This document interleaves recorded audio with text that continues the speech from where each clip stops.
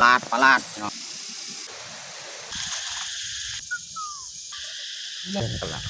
ก้อยไข่มดแดงอีกพี่น้องความเดือด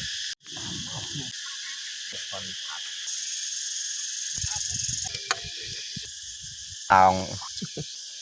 เกลียงเด็กได้สิ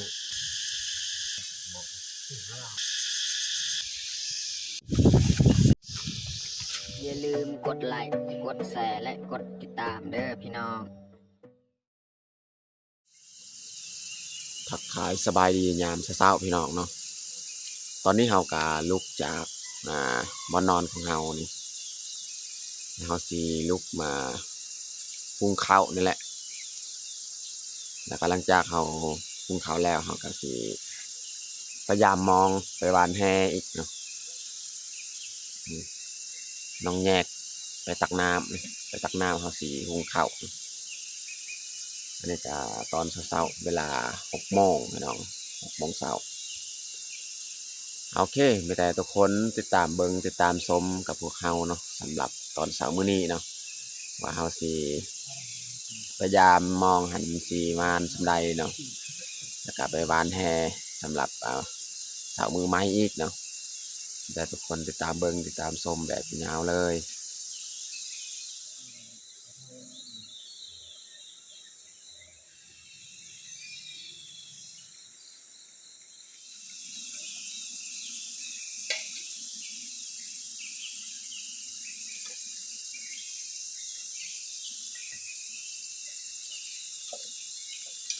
เอาหุง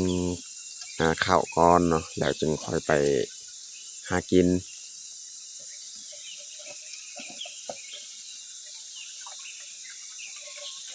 น้องชาย2 คนนี่ยังนอน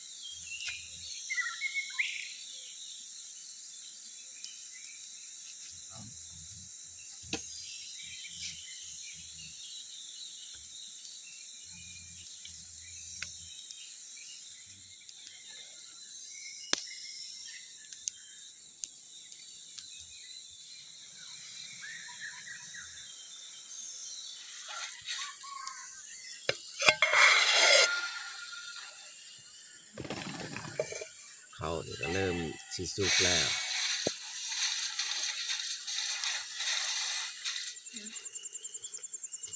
ตอนนี้เฮากะหุงข้าวหุงน้ำเรียบร้อยเนาะแต่เฮาสิเกี่ยมออกพยายามมองหาบ้านแฮ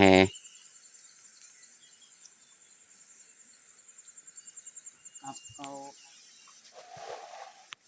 เรียงเงียบเรานกที่ดุงจอกกับบ้าเราปรับอยู่เวง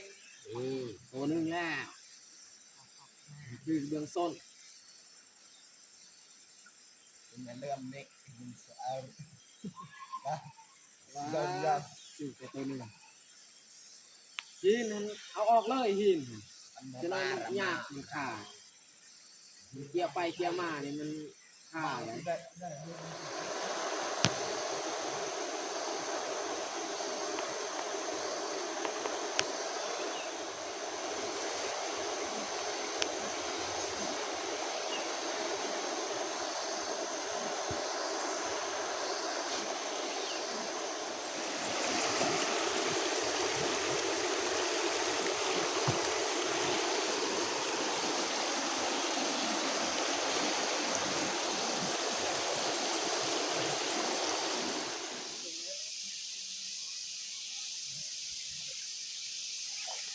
พ่อแม่กินชีชีดีกินผักลงเลยจะให้ผู้เผยองศิลาองศิลาว้าวมาแล้วครับเล่นกันก่อนอะไรครับเนาะ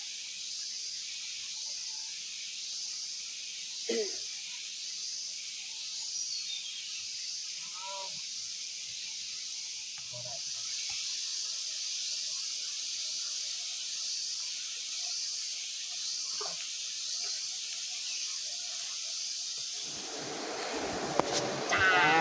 โอ้เราการรู้บ่น้ำไหลแห้งคนลงเอามาดึงเลยเอามาเบื้องนี้มาดึงทางนี้มันขาด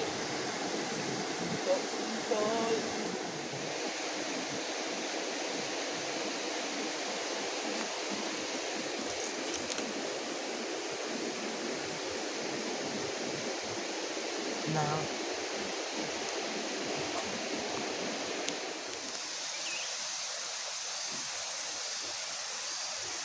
ปลาดน้องตอนเช้านี่หากก็ได้ตัวเดียวปลาดเมื่อวานนี่ได้3-4ตัว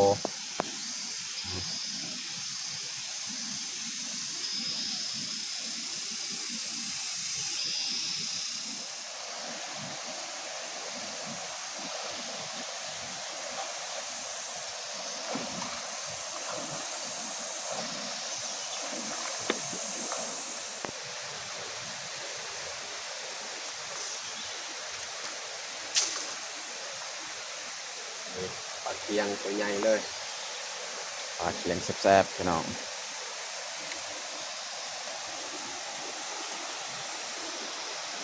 เรียกให้มันสับปูตัวเว0.5เลยเว้ยปลานี้แหละแซ่บสุดพี่น้องเนาะใหญ่ลายปลาเคียงปลาเคียงนี่แซ่บกว่าหมูปลานี่โอ้คือก้อนสดเลยดึงเลยดึงไม่ไหวยันมันขาดนะ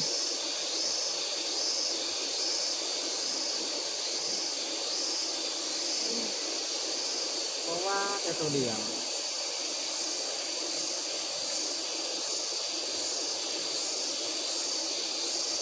ปลาวางอยู่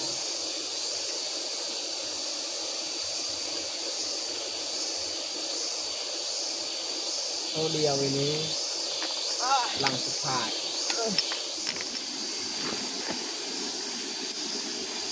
คนงานการเคลื่อนไหวไปยังเคลื่อนไหวมันก็เดินทำตัวว่ากระต่ายตอนนี้เฮากะมาฮอดที่พักของเฮาเรียบร้อยเนาะเฮาสิเตรียมเฮ็ดอาหารการกินเนาะที่พักของเฮาเฮาจะมาเบิ่งผลงานที่เฮาหาได้ในขับเสาร์มื้อนี้เนาะกับยามมองว่าได้ลายสำไร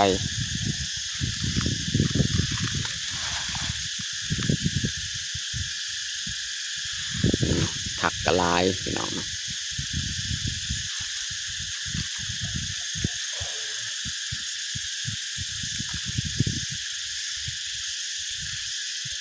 นี่มีผักส้มนี่คัดไปผักอันนี้แกงใส่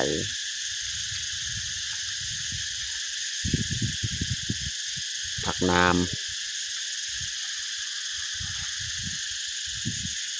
ผักกะลายางพี่น้องเนาะ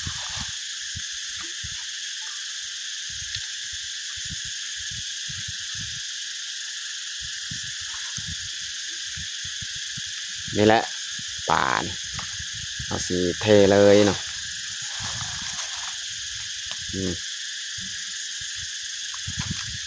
ปลาทั้งยามมองทั้งเห่าวานแฮมตอนเสาร์นี่แหละบัดสมีแล้วส ส่วนยูฮันเนี่ยแมนเครียดแต่เขาเยี่ยงเมื่อคืนนี่แหละ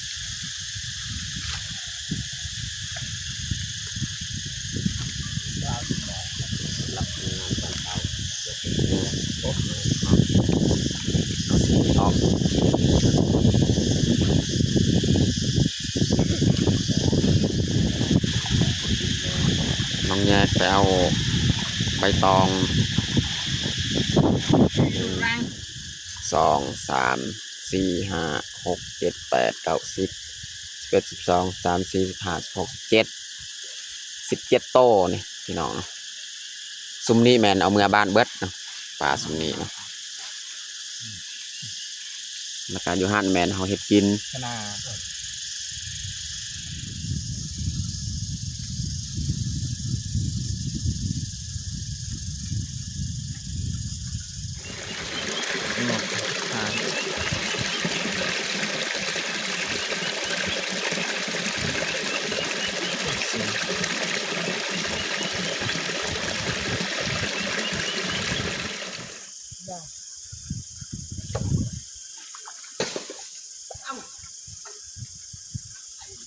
วัดของดอกเหมือนลำมันจะกระปก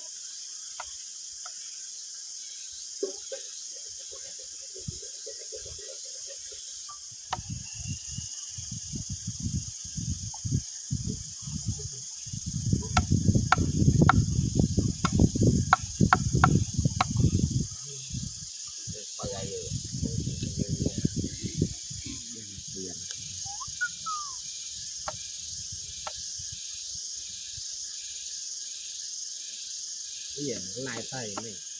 อันนี้ปลาที่จกอันนี้แอมโอ้ผักงามาไม่น้อยแล้วไอ้บนราวว้าวใส่หัวสิไข่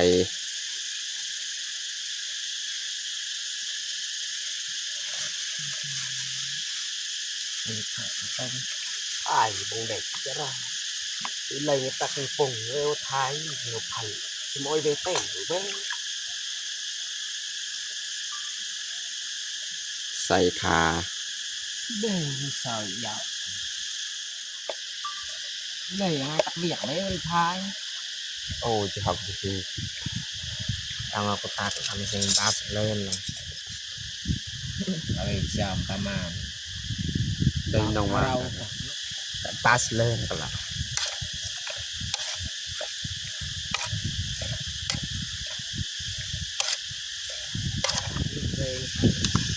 เสื้อเราก็จะเอาไปเป่า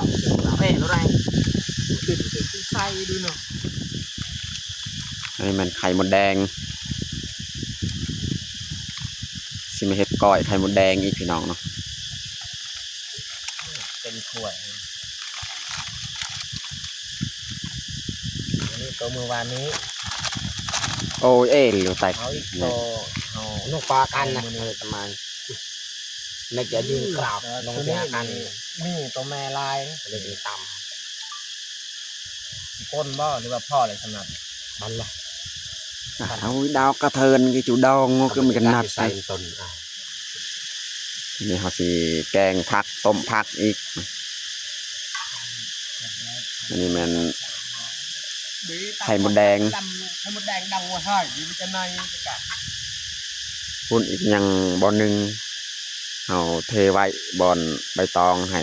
ตัวแม่มันหาย วันนี้เราคอยเจนที่อาบาสเตกายันเจนความเดียว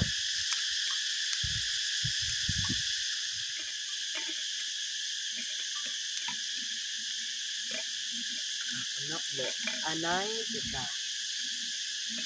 อันเด็กแก่ได้ก็ได้ยังไงอีกอันออกมันเยอะไม่เยอะนะโอ้เอากัน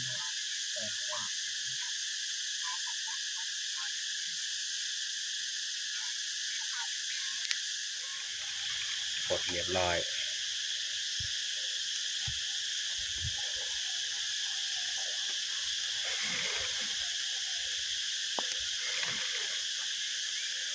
ให้คนผัด กินกับสุกเรียบร้อยน้องแยกจะปรุงเลย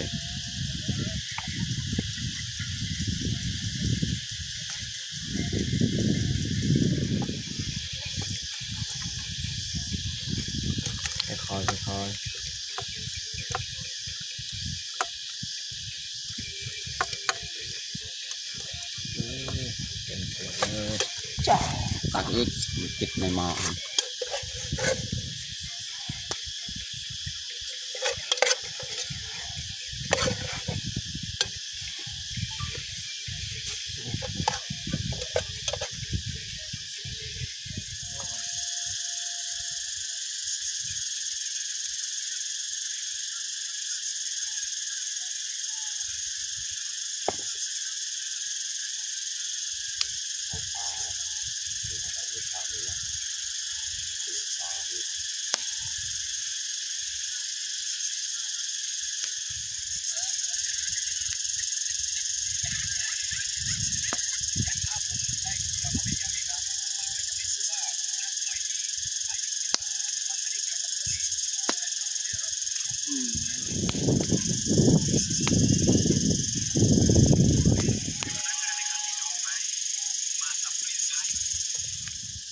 สูตรสูตรจำตักใส่บะมัน ก้อย นี่ ไข่มดแดงพี่น้องบีบมะนาวใส่ นี่เลยก็แรกยิบแมท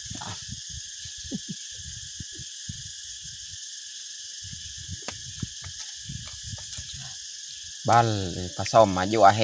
เอาอย่างใส่บ้านเลยบวกอยู่อะ ดักล้างแยงใส่ ก้อยไข่มดแดงติมบักมุยกะไข่มุยกะลอง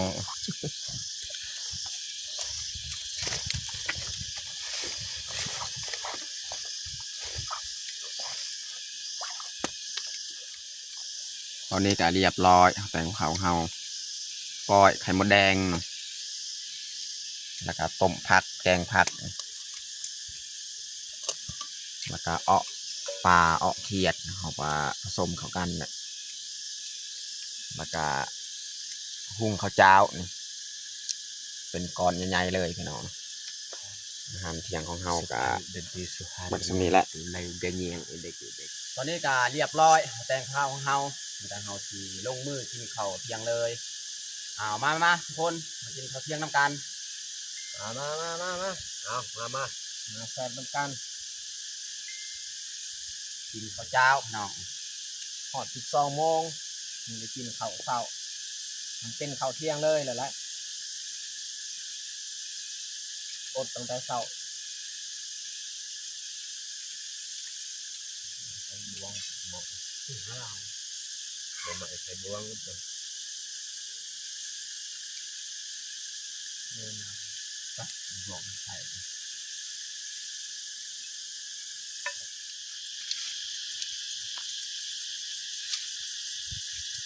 ดอกเนี้ย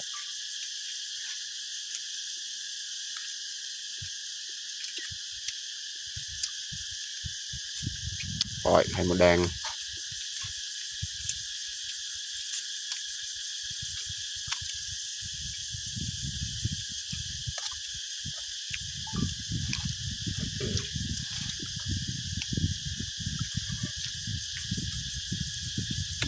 แซ่บเนาะ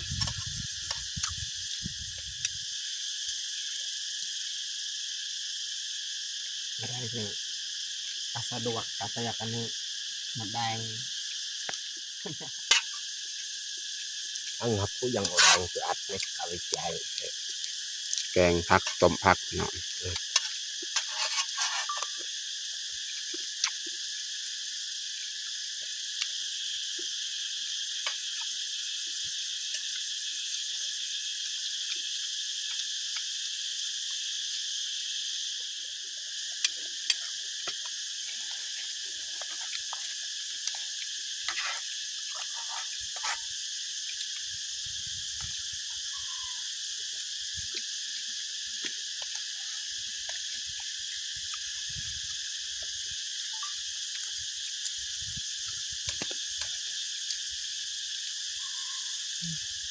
กาแฟ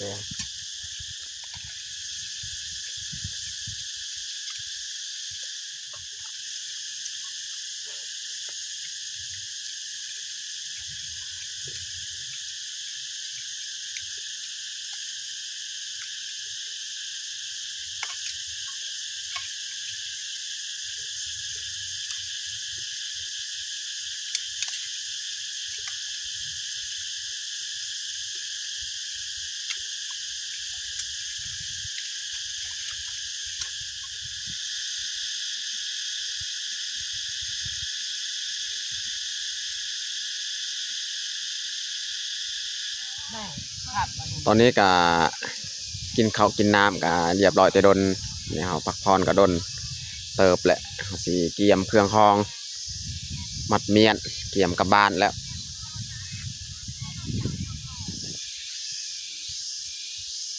เอาปลานี่ยัดใส่ทงเลย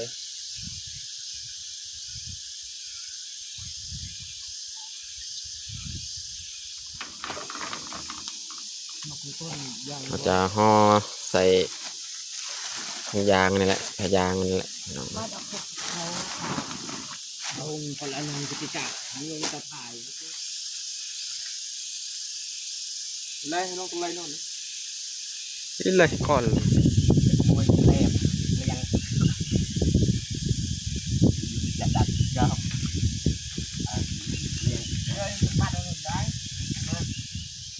ตอนนี้ก็เรียบร้อยเฮามัดเมียนเครื่องคองเฮาสีเกียมเดินทางย่างกลับเลยนี่แหละทางกลับ